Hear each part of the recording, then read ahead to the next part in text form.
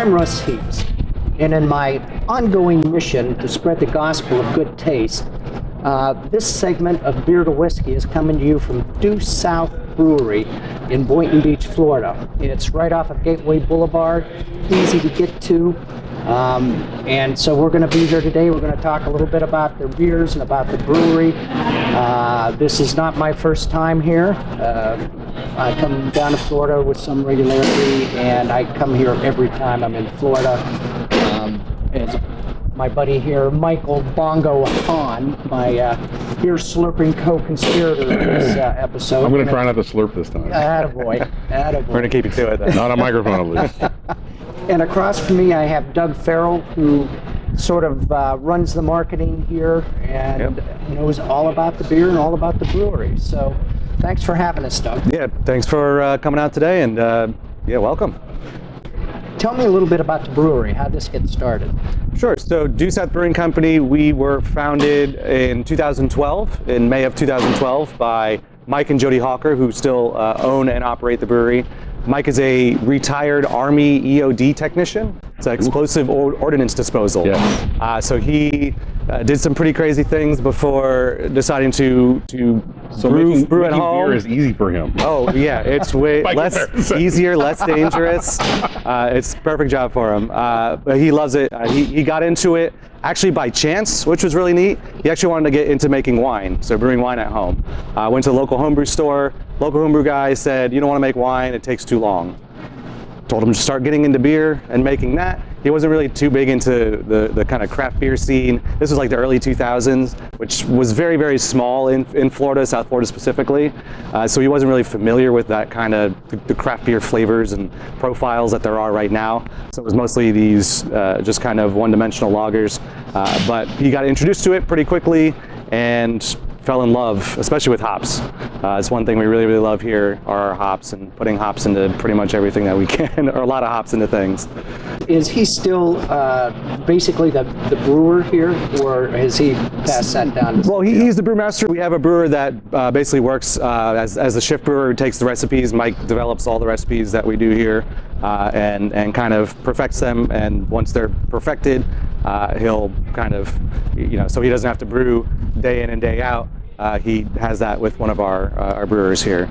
But all the recipes are his recipes that he's honed over the years and perfected. So does he homebrew stuff first and then bring it in as a possible recipe? He used to. Now we kind of, our pilot batches are these large 15-barrel pilot batches. So your pilot batch is 15 barrels? Yeah. Luckily, we've got a really big tap room here that can sustain that. And which I find is absolutely phenomenal to have such, he has such knowledge and kind of, faith in that process to kind of come up with a recipe.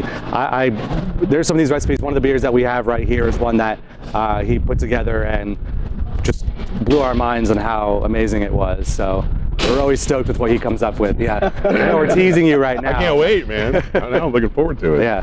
So do you know where the name Due South came from? How you arrived at that? Sure. So Due South, Mike and Jody are actually from South Carolina.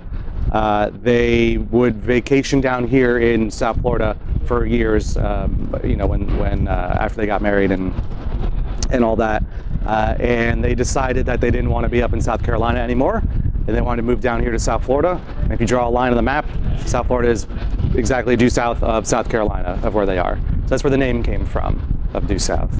And so how did you get started? I know we were talking before we started rolling the cameras, and you and I have a common employer in our past, which I found interesting. Yeah. But how did you find your way here? For Due South, this is my local brewery. I live 5 minutes down the road, like literally up the street. My commute's the shortest commute I've ever had when I wasn't working from home. So it's a really good commute. I've been coming here, I think you were telling me you've been here though since the week they opened. Yeah. It took me a month before I wanted to go. I flowed in a really good group of bartenders, bar owners, bar managers, and so I'm just gonna get into some of this right now. Yeah, hit that. You're feeling yes. I feel a little parched myself now. So when this was the first small brewery that I knew about, in the South Florida area. So when it opened, everybody was like, there was a large migration of people in the biz.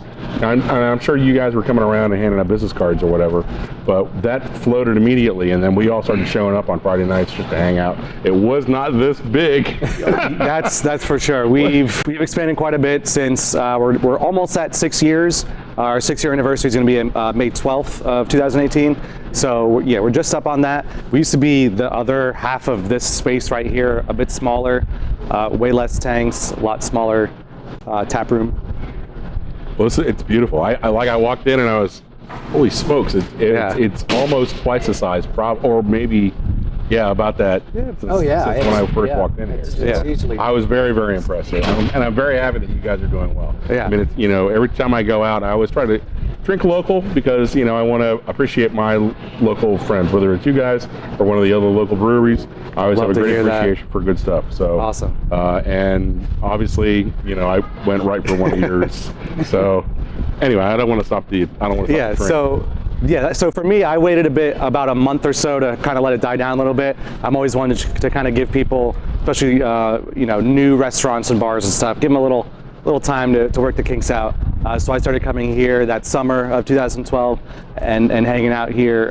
But I was working apparently with you at some point, or I might have missed you by a year or two, over at American Media. American Media Inc. over here in Boca Raton, big national magazine, publication type thing. So I kind of did my duty there and learned. Paid your penance. Exactly. learn how the big boys do everything. I started working for some local magazines, just freelance writing on craft beer, actually. So the New Times, some people might be familiar with them down here, and the Atlantic Current. It's a nice magazine down here as well.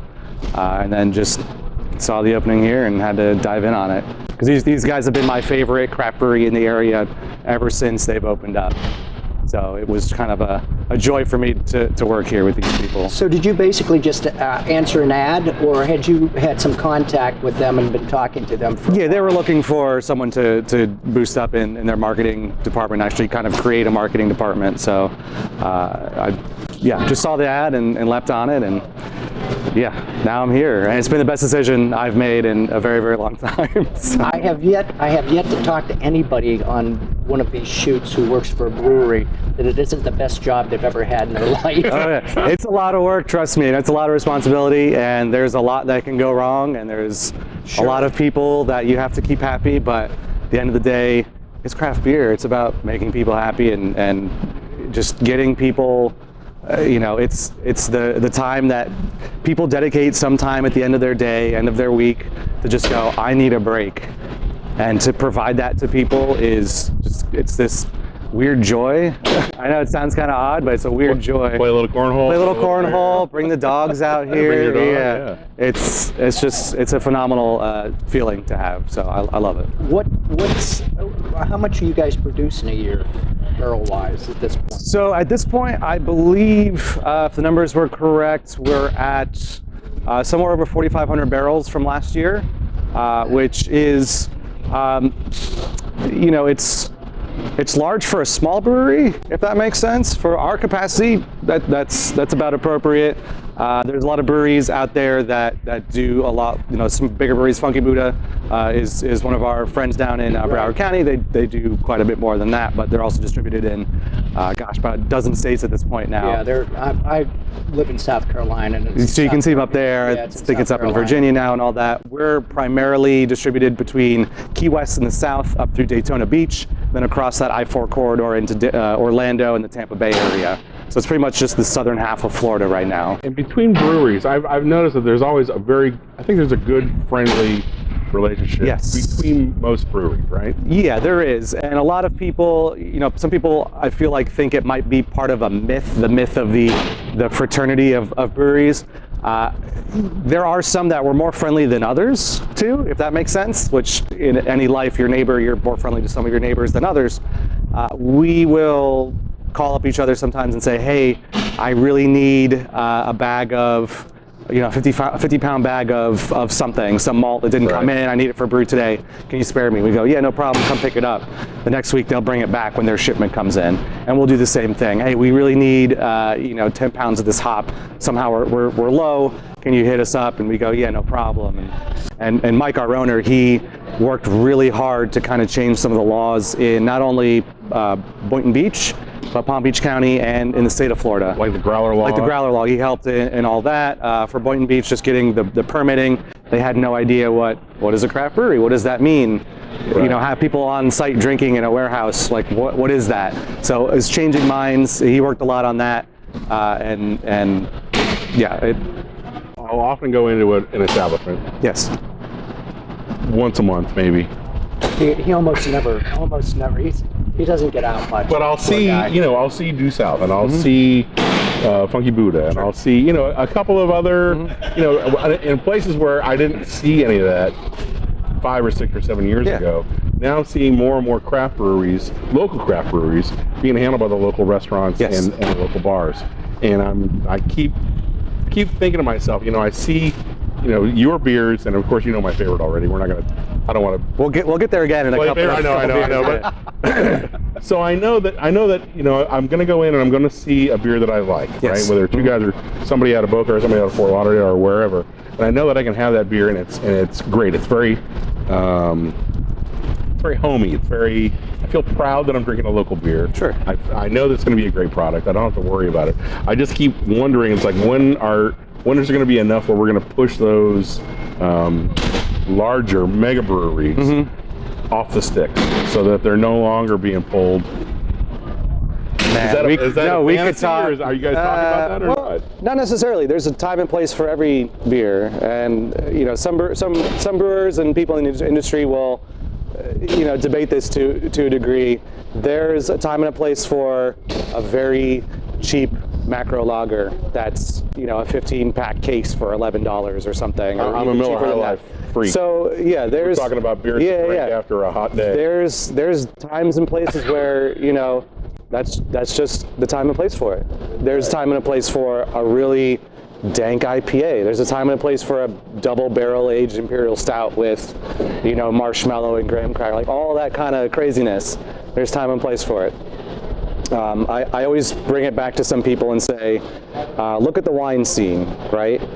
There's mass market wines that you can get very cheap, and there's a place for that. They're table wines. Okay, you can have them for dinner on a wet Tuesday night. And they're approachable, they're blended, they're kind of rounded out, whatever. There's wines that you're going to pay $100, $200, $1,000 for, and there's a time and place for that one, Right. Anniversary. When somebody else is paying. Someone else is paying for it, right? The boss is picking up the check. You go, I'll take the expensive one. Yeah. So, and that's why you go to a wine store, and no one complains about the variety and the insane number of vineyards and wineries and wine bottles on the shelf. Yet when it comes to beers, I feel like sometimes there's a bit of that disconnect of there's a lot of beer, I don't know, there's too much to think about. I come from a bit of a wine background. That's what I was into before craft beer. But I still see a place for larger regional breweries. Because one, there's going to be a lot of big chain restaurants. You go to an Applebee's or something, or they need to know that in every Applebee's store they can have Blue Moon, or they can have Samuel Adams Boston Lager on. Right. So they can print their menus and go, okay, every store in 50 states is going to have this beer. We can't supply that. I would love to. That would be fantastic if we could do that, but that would be, we have to almost quadruple our capacity just for like one account just to do that. Sure. And make the deals and do the distribution pipeline and all that ridiculousness. So I think it's the same even just in restaurants. There's a place for an Applebee's. There's a place for your chef-driven restaurant. That there's one place, and you can, you're paying a lot.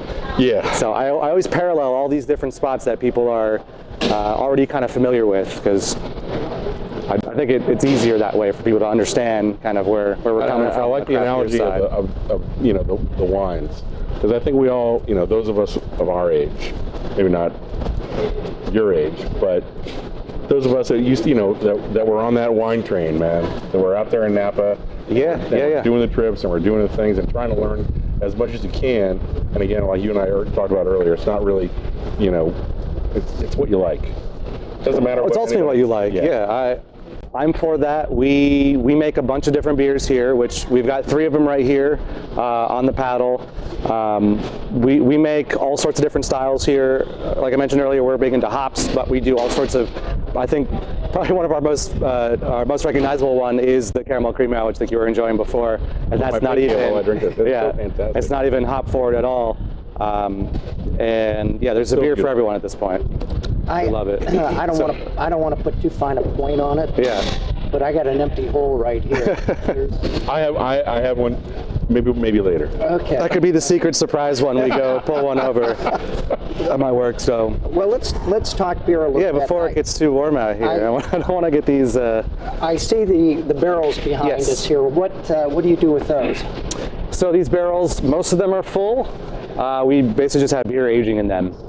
Long story short. Used wine barrels? Some are used wine barrels, some are used whiskey and or bourbon barrels. Okay. So we do have some, I believe there were some Four Roses barrels in there. We did some Woodford Reserve at some point with one of our Imperial Stout, our Mariana Trench Imperial Stout. We aged a couple of those as a special release, I believe last year. We released those bottles. We still have some of them for sale in our tap room as our vintage bottle selection.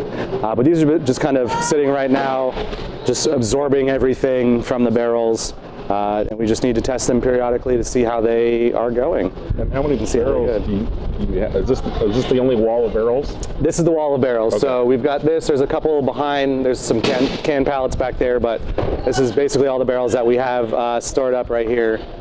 And how do you acquire barrels? You just call somebody up and say, hey. Last time we got these, we sent one of our employees up with a U-Haul truck to Tennessee or Kentucky, Tennessee, and basically loaded them up, drove them back. No kidding. Yeah.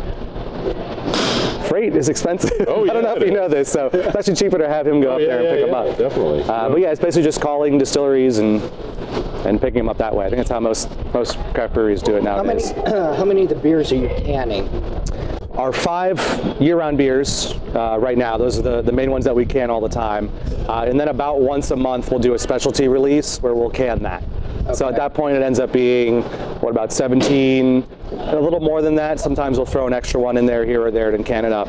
Not everything that we do in the tap room, but the ones that we think are really neat that we want to put out there, that's the ones that we'll can up. And do you can here, or do you have a separate area? We can here. It's a cask canning line, 5-head cask canning line.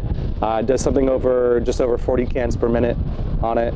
Which is pretty cool. These are actually the new cans that we're doing right now. We're actually just moved into 16-ounce cans from 12 that we were doing before. Yeah, because sometimes a full pint. 12 is the beer is so good. 12 is just sometimes not enough. It was, and that was the issue. Some of these you just want to, like, I hate to use the term, but crushable. You want to basically, like, literally, you want to just finish it up and crush them out. So our Category 3 IPA, and actually the first beer that you're drinking right here, I've been taking sips just as we've been talking. Sorry, let's get to that. Is our Coastline Lager, brand new for 2018, American style lager. Yeah, that guy right there. It's our American style lager, which means we do use some rice in there. American styles usually do use adjuncts, either corn or rice, or sometimes both. I believe Budweiser uses both, corn and rice. We just go straight for rice on it. Really just dries out the beer a bit. But 100% two-row on top of that, some American hops, a lager yeast. We just let it sit for 6 to 7 weeks, let it do its thing. Comes out really delicious in our opinion, very drinkable. And I see on the can it's 4%, so you can drink a bunch of them. Session beer. Correct? You can. This is one, you know, like we have it right here on the can. You can see we got little beach balls on it. Yep. But you know, on the boat, by the pool, backyard grilling, just anywhere you would drink any other kind of lager beer. Yeah. That's easy drinking. It's really easy drinking. It's surprisingly easy drinking for it. Actually, one of our 1 week. I could drink several of these. Yeah. The first week we canned this, our homework, this is the homework that we have here, was to take 4 packs of these home, drink an entire 4-pack and see if we wanted more of it. Which we all did. We came back, we're like, yeah, we want more. So that's some of the homework. Yeah, that was is that like a standard for you guys or not? Not normally. See if you can drink 4 of them, because we can our Imperial Stout as well. And it's a 10% beer, which even just one of those, you kind of want another one, but that'll knock you out. But yeah, Is that a challenge? Well, if you want it to be, I know who he's talking to, does he? but that comes back into we can everything here. We used to bottle up until last year, but now we're 100% across the board canning all our beer. Pretty much the trend. It is, and in our opinion, for very good reason. We think they basically act as mini kegs. There's no light getting into this. Right. It's aluminum. There's the protective lining inside. It's completely recyclable. Completely recyclable. They're actually cheaper, so you can help keep costs down to consumers.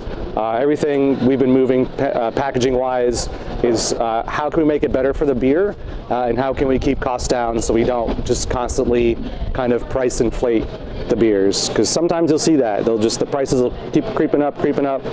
We're moving into 4-packs here, and even by doing that, we're actually reducing, or we're suggesting to reduce the price of those 4-packs a bit. So it's not the same price, less beer. It's a little less price.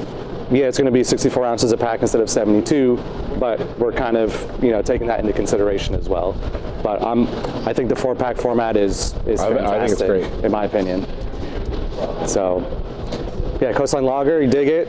You're digging it? I'm digging it. Oh, yeah. I'm digging it. My wife's gonna love it. I was just going to say we've got a friend who I just saw walk in here, who is a Miller Lite drinker. Oh yeah, and they really get down on it. People come into the tap room either with their friend that's a big craft beer drinker, or they're just in the area and they kind of look at the board and they just basically say, what's the lightest beer you got? Yeah, we got here. Or I only drink Budweiser. We go here, and they instantly go perfect. And they drink 3 of them, and that's always which is great for us. The thing, because I travel all over the country. We do a lot of traveling with my wife, and we'll go into whether it's a restaurant or a brewery. Yeah. And I'll pick stout or a red or something off the beaten path. She'll say, I like I like Miller Lite, or I like whatever, and then they'll say, oh, they know exactly, which I think is probably the best way to get somebody to try new beer. Oh yeah. So we had something like that, and I think this is just beautiful. I mean, I think you guys have really captured, that American flavor. Thank you. Light and crisp and easy to drink. All right. What's this? I would actually suggest moving to the darker beer here first. Yeah, that one's gonna. This is gonna knock you. It's gonna it's very hop forward on that one. We're gonna keep that to last. Okay. This is the one we were talking about. I think you had right before the caramel cream ale. I'm gonna drink this one first. There you go.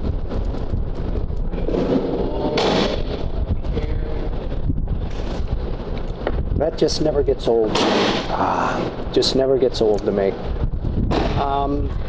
So obviously we've got some caramel in here. So for this one, we've got caramel in the vein of caramel malts.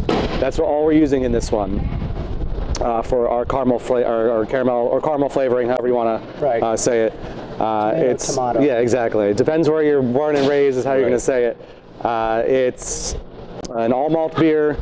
Some specialty caramel malts in this one. We also use vanilla and then a little bit of lactose sugar in there as well. That's what's going to give it a little bit of that more robust body or bigger body to it. So there's a little bit, that lactose sugar is actually an unfermentable sugar, so it just kind of sits there as a residual. Just kind so of it stays as a flavor and doesn't get eaten up. Yeah, exactly.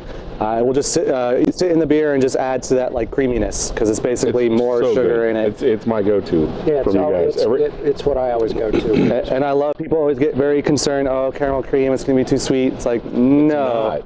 We go for this. It's this beer. It's a cream ale base, so a very crisp beer style to begin with. Yeah. All those little things add up to make it just this really nice, approachable, crisp beer. A little bit of sweetness from the vanilla and the lactose, but it's more of like a cream soda.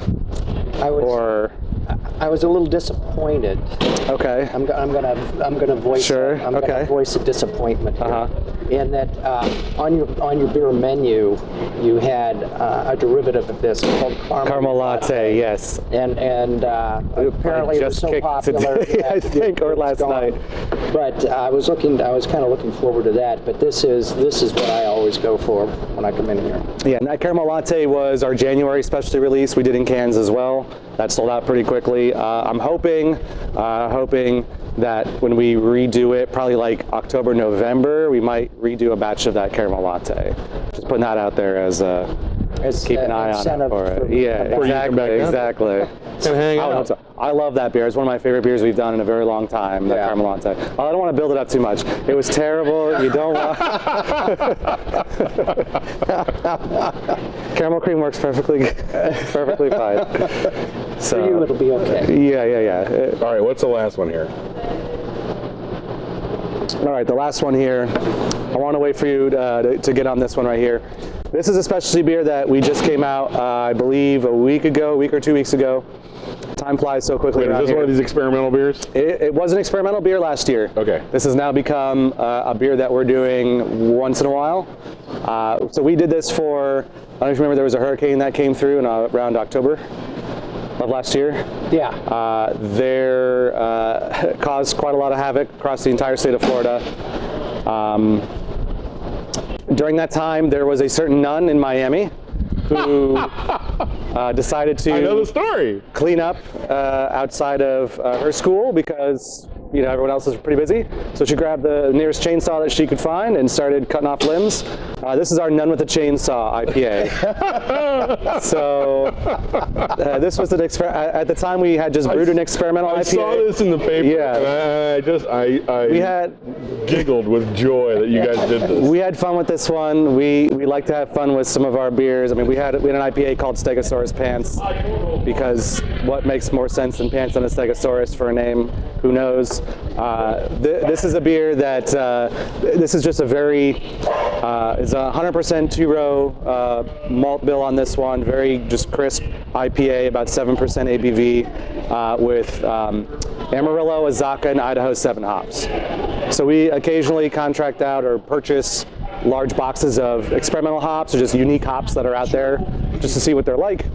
We decided to brew some beers with them. Again, I was talking to you about how we'll just come up with a recipe and put some stuff together. This was one of them. It was very, very well received at that time. We kept getting people who wanted it back and back and back. We had a free tank, so we said, let's brew it again. Just by the name alone. Yeah. And this right now is, as much as I love our Category 3, some of the specialty IPAs we do are some of my favorite IPAs that we do. Yeah. It's a great beer to start with, and just the name. And I can't remember if it was my wife who found it or I found it in the paper, and we just laughed. I just thought it was so fantastic. You guys jumped on that name because I thought, man. Our boss, we came back to work after they kind of cleared everything open. We took the assessment of the brewery. Mike walks in and he just goes, because we were trying to figure out a name for this beer for like weeks and weeks. We had it in the tanks. Everything checked out fine. He just went, Nun with a Chainsaw. Did you hear about this story? And we're like, no, let's take a look, because we didn't have internet or power for a while. So we looked it up and we're like, this is really funny. So we went, let's go for it. So threw together a label, put it together. It's fantastic. Yeah, it came out really great. It is fun. All good things must come to an end. Oh no. Unfortunately, yes. I'd like to thank you for inviting us. It's been fun. I've learned stuff. I've been coming to this brewery for 4 or 5 years, and I've learned things that I did not know. Always glad to drop some of those knowledge nuggets out at you. Yeah. And we got to drink some good beer and have a couple of laughs. And with that, cheers. Cheers. Teximus Thank you for Lily. coming, Gentlemen. See you next time.